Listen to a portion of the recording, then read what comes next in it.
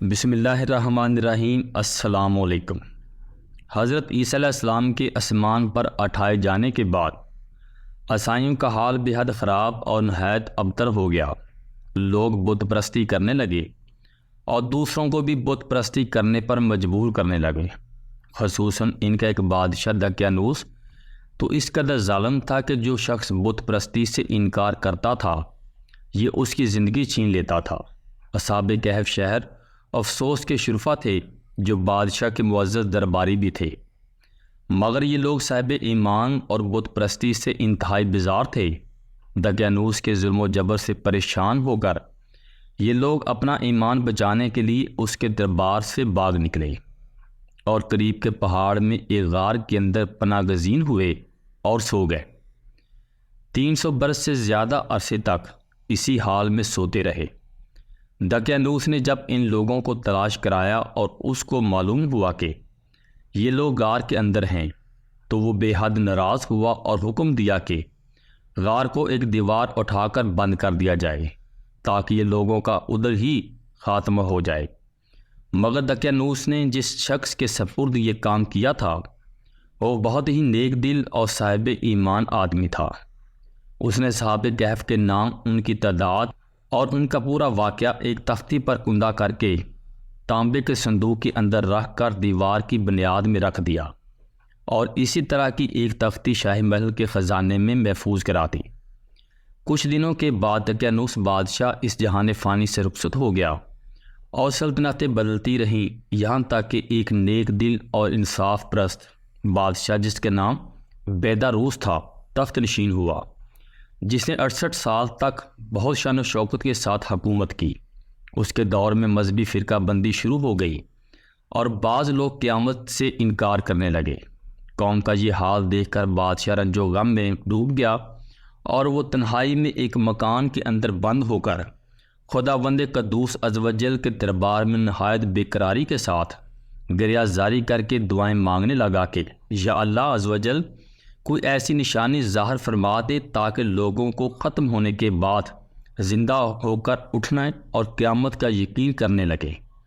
بادشاہ کی یہ دعا قبول ہو گئی اور اچانک بکریوں کے ایک چرواہے نے اپنی بکریوں کو ٹھہرانے کے لیے اسی غار کو منتخب کیا اور دیوار کو گرا دیا۔ دیوار گرتے ہی لوگوں پر ایسی حیرانگی طاری ہو گئی کہ دیوار گرانے والے وہاں سے بھاگ گئے اور اصحاب کہف بحکم الہی اپنی نیند سے بیدار ہو کر اٹھ بیٹھے اور ایک دوسرے سے سلام و کلام میں مشغول ہو گئے اور نماز بھی ادا کی۔ جب ان لوگوں کو بھوک لگی تو ان لوگوں نے اپنے ایک ساتھی یملیخا سے کہا کہ تم بازار جا کر کچھ کھانا لاؤ اور نہایت خاموشی سے یہ بھی معلوم کرو کہ دقیانوس ہم لوگوں کے بارے میں کیا کہتا ہے اور کیا ارادہ رکھتا ہے۔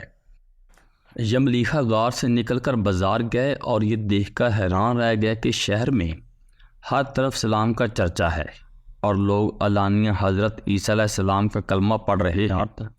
یملیخا یہ منظر دیکھ کر حیرت زدہ ہو گیا کہ الہی یہ ماجرا کیا ہے کہ اس شہر میں تو ایمان و سلام کا نام لینا بھی جرم تھا، آج یہ انقلاب کہاں سے اور کیوں کر آ گیا۔ پھر یہ ایک نان بائی کی دکان پر کھانا لینے گئے اور دقیانوسی زمانے کا روپیہ دکاندار کو دیا جو بند ہو چکا تھا، بلکہ کوئی اس سکے کو دیکھنے والا بھی باقی نہ رہ گیا تھا۔ دکاندار کو شبہ ہوا کہ شاید اس شخص کو کوئی پرانا خزانہ مل گیا ہے، چنانچہ دکاندار نے ان کو حکام کے سپرد کر دیا اور حکام نے ان سے خزانے کے بارے میں پوچھ گچھ شروع کر دی اور کہا کہ بتاؤ خزانہ کہاں ہے۔ یملیخا نے کہا کہ کوئی خزانہ نہیں ہے، یہ ہمارا ہی روپیہ ہے۔ حکام نے کہا کہ ہم کس طرح مان لیں کہ روپیہ تمہارا ہے؟ یہ سکہ 300 برس پرانا ہے اور پرسوں گزر گئے ہیں اور یہ سکہ بند ہو گیا ہے اور تم ابھی جوان ہو۔ یہ سن کر یملیخا نے کہا کہ تم لوگ یہ بتاؤ کہ دقیانوس بادشاہ کا کیا حال ہے۔ حکام نے کہا کہ آج روئے زمین پر اس نام کا کوئی بادشاہ نہیں ہے، ہاں سینکڑوں برس پہلے اس نام کا ایک بے ایمان بادشاہ گزرا ہے جو بت پرست تھا۔ یملیخا نے کہا کہ ابھی کل ہی تو ہم لوگ اس کے خوف سے اپنے ایمان اور جان کو بچا کر بھاگے ہیں۔ میرے ساتھی قریب ہی کے ایک غار میں موجود ہیں، تم لوگ میرے ساتھ چلو، میں تم لوگوں کو ان سے ملا دوں۔ چنانچہ حکام اور عمائدین شہر کثیر تعداد میں اس غار کے پاس پہنچے اصحاب کہف یملیخا کے انتظار میں تھے۔ جب ان کی واپسی میں دیر ہوئی تو ان لوگوں نے یہ خیال کر لیا کہ شاید یملیخا گرفتار ہو گئے، اور جب غار کے منہ پر بہت سے آدمیوں کا شور و غوغا ان لوگوں نے سنا تو سمجھ بیٹھے کہ غالباً دقیانوس کی فوج ہماری گرفتاری کے لیے آن پہنچی ہے۔ تو یہ لوگ نہایت اخلاص کے ساتھ ذکر الہی اور توبہ استغفار میں مشغول ہو گئے۔ حکام نے غار پر پہنچ کر تانبے کا صندوق برآمد کیا اور اس کے اندر سے تختی نکال کر پڑھا تو اس تختی پر اصحاب کہف کا نام لکھا تھا، اور یہ بھی تحریر تھا کہ یہ مومنوں کی جماعت اپنے دین کی حفاظت کے لیے دقیانوس بادشاہ کے خوف سے اس غار میں پناہ گزین ہوئی ہے۔ تو دقیانوس نے خبر پا کر ایک دیوار سے ان لوگوں کو غار میں بند کر دیا ہے۔ ہم نے یہ حال اس لیے لکھا ہے کہ جب کوئی بھی یہ غار کھولے تو لوگ اصحاب کہف کے حال سے مطلع ہو جائیں۔ حکام تختی کی عبارت پڑھ کر حیران رہ گئے، اور ان لوگوں نے اپنے بادشاہ بیداروس کو اس واقعہ کی اطلاع دی۔